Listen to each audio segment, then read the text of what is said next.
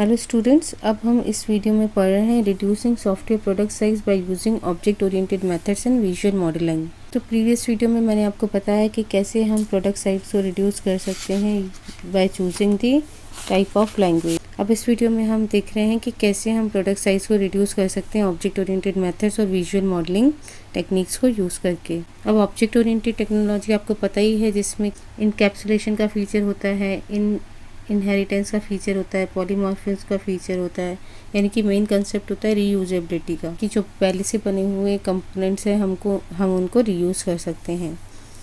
The object oriented technology reducing overall size of product. तो जो object oriented technology है वो overall size of the product को reduce करने में हेल्प करती है, यानी पूरा जो आपने सॉफ्टवेयर डेवलप किया है उसकी अगर साइज़ को आप रिड्यूस करना चाहते हो तो आप ऑब्जेक्ट ओरिएंटेड टेक्नोलॉजी का यूज़ कर सकते हो।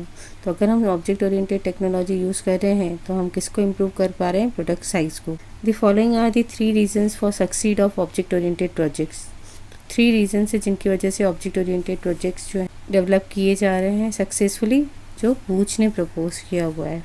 फर्स्ट रीज़न क्या है? An object oriented model of a problem and it's solution encourage a common vocabulary between the end users of a system and its developer due to the share understanding the problem being solve. अब object oriented model में क्या होता है कि जैसे मैंने आपको बताया हुआ है, ऑब्जेक्ट ओरिएंटेड टेक्नोलॉजी जो है रियल वर्ल्ड ऑब्जेक्ट्स को एज इट इज़ इम्प्लीमेंट करने में हेल्प करती है।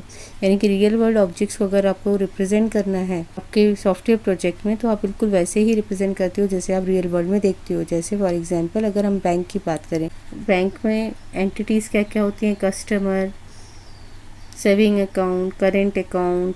ये जो आप टर्म्स आप रियल वर्ल्ड में यूज़ कर रहे हो, इनको ऑब्जेक्ट्स के फॉर्म में रिप्रेजेंट किया जाता है ऑब्जेक्ट ओरिएंटेड टेक्नोलॉजी में। तो इसीलिए क्या कहा गया है, प्रॉब्लम के लिए सॉफ्टवेयर प्रोजेक्ट आप डेवलप कर रहे हो और उसका सॉल्यूशन क्या है। इन दोनों ही केसेस में आप कॉमन वोकेबलरी यूज़ करते हो एंड यूज़र्स के साथ। तो कॉमन वोकेबलरी यूज़ होती है end user of A system and it's developer. End user of the system मतलब पर्सन उस सॉफ्टवेयर को यूज़ करने वाला है, और जो डेवलपर है उनके बीच में जो वोकेबलरी यूज़ होगी, जो टर्म्स यूज़ होते हैं वो सेम यूज़ होते हैं जैसे रियल वर्ल्ड में यूज़ होते हैं, जिसकी वजह से प्रोजेक्ट को समझने की अंडरस्टैंडिंग जो है वो इंक्रीज़ हो जाती है। सेकेंड रीज़न है the use of continuous integration creates opportunity to recognise risk early and make incremental correction without destabilising the entire development effort. एक सॉफ्टवेयर डेवलपमेंट में क्या होता है कि पहले से जो कंपोनेंट्स बने हुए हैं उनको रीयूज़ किया जाता है, क्योंकि रीयूजेबिलिटी का फीचर होता है। तो जैसे ही आप इन दोनों कंपोनेंट्स को ऐड करके थर्ड कंपोनेंट डिज़ाइन कर रहे हो, तो यहाँ पर इंटीग्रेशन के टाइम में ही आपको पता चल जाता है कि क्या क्या प्रॉब्लम्स आ सकती हैं, तो आप इसको यहीं पर करेक्ट कर लेते हो। ठीक है, बाकी जितने भी आप एफ़र्ट्स कर चुके हो, जितने भी मॉड्यूल्स को मर्ज कर चुके हो, उनकी प्रोग्रामिंग कर चुके हो, उन पे इसका कोई इफ़ेक्ट नहीं होगा। इंक्रीमेंटल वे में आप उसको करेक्ट करते जाते हो जो भी प्रॉब्लम्स आती जाती हैं, बिना जो एफ़र्ट्स आप अभी तक कर चुके हो उनको बिना डिस्टर्ब किए हुए आप इंक्रीमेंटली करेक्शंस कर सकते हो using object oriented programming. Third reason क्या है? Object oriented architecture provides a clear separation among different elements of A system, creating firewall that prevent A change in one part of the system from entire architecture.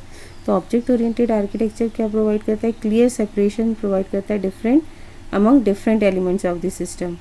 यानी कि ये अगर customer का module है और ये अकाउंट का module है, तो ये दोनों ही सेपरेट होंगे। तो क्योंकि हम ऑब्जेक्ट ओरिएंटेड टेक्नोलॉजी यूज़ कर रहे हैं, तो इसमें क्या होता है, हमारे पास प्राइवेट एक्सेस मॉडिफायर होता है, डेटा हाइडिंग का फीचर होता है। एक ऑब्जेक्ट दूसरे ऑब्जेक्ट के प्राइवेट डेटा को एक्सेस नहीं कर सकता है। तो एक तरह से हम कह सकते हैं कि एलिमेंट सारे अलग अलग होते हैं और एक ऑब्जेक्ट दूसरे ऑब्जेक्ट के प्राइवेट डेटा को एक्सेस नहीं कर सकता है। इसका मतलब है उनके बिटवीन एक कह सकते हैं कि फायरवॉल होती है जो प्रिवेंट करती है एक ऑब्जेक्ट को दूसरे ऑब्जेक्ट में चेंजेस करने से, या one part of the system को दूसरे पार्ट ऑफ द सिस्टम को अफेक्ट करने से। तो ये 3 रीजंस है जिसकी वजह से ऑब्जेक्ट ओरिएंटेड प्रोजेक्ट्स जो हैं सक्सेसफुल हैं सॉफ्टवेयर डेवलपमेंट में। 5 characteristics of successful object oriented projects.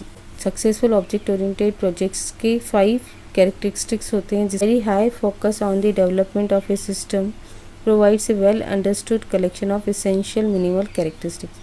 तो ऑब्जेक्ट ओरिएंटेड मॉडल्स में हाई फोकस दिया जाता है डेवलपमेंट ऑफ द सिस्टम में, जिसके थ्रू क्या होता है कि हमें well defined well understood collection of essential minimum characteristics मिल जाते हैं उस प्रोजेक्ट के.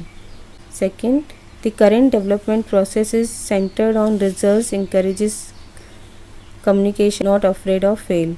तो जो करेंट डेवलपमेंट प्रोसेस है ऑब्जेक्ट ओरिएंटेड टेक्निक के थ्रू, वो सेंटर्ड रहती है रिजल्ट्स पे कि क्या रिज़ल्ट हमें अचीव करने हैं, कैसे कम्युनिकेशन को इनकरेज करना है बिना ये सोचे हुए कि फेलियर आ जाएगा. The effective use of object oriented modelling.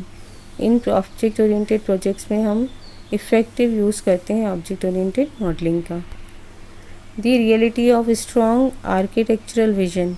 यहाँ पर रियलिटी को यूज़ किया जाता है क्योंकि रियल वर्ल्ड एंटिटीज़ को आप वैसे ही रिप्रेजेंट करते हो इसमें जैसे रियल वर्ल्ड में होती हैं, तो उसकी वजह से स्ट्रॉन्ग आर्किटेक्चरल विजन मिल जाता है डेवलपर को ऑब्जेक्ट ओरिएंटेड प्रोग्रामिंग यूज़ करके सॉफ्टवेयर को डेवलप करने के लिए.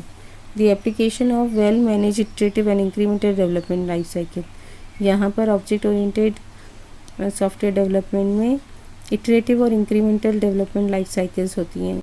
इंक्रीमेंटल मतलब स्मॉल स्मॉल मॉड्यूल्स जो हैं डेवलप किए जाते हैं, फिर कस्टमर से फीडबैक लिया जाता है कि ये सही वर्क कर रहा है कि नहीं. अगर सही वर्क कर रहा है तो नेक्स्ट इंक्रीमेंट बनाया जाता है, नहीं तो इसमें चेंजेस किए जाते हैं और ये प्रोसेस रिपीटेडली की जाती है, इसीलिए ये टेक्निक इटरेटिव होती है. ऑब्जेक्ट ओरिएंटेड सॉफ्टवेयर डेवलपमेंट होता है जब तब एप्लीकेशंस को इंक्रीमेंटल और इटरेटिव डेवलपमेंट लाइफ साइकिल के थ्रू डेवलप किया जाता है.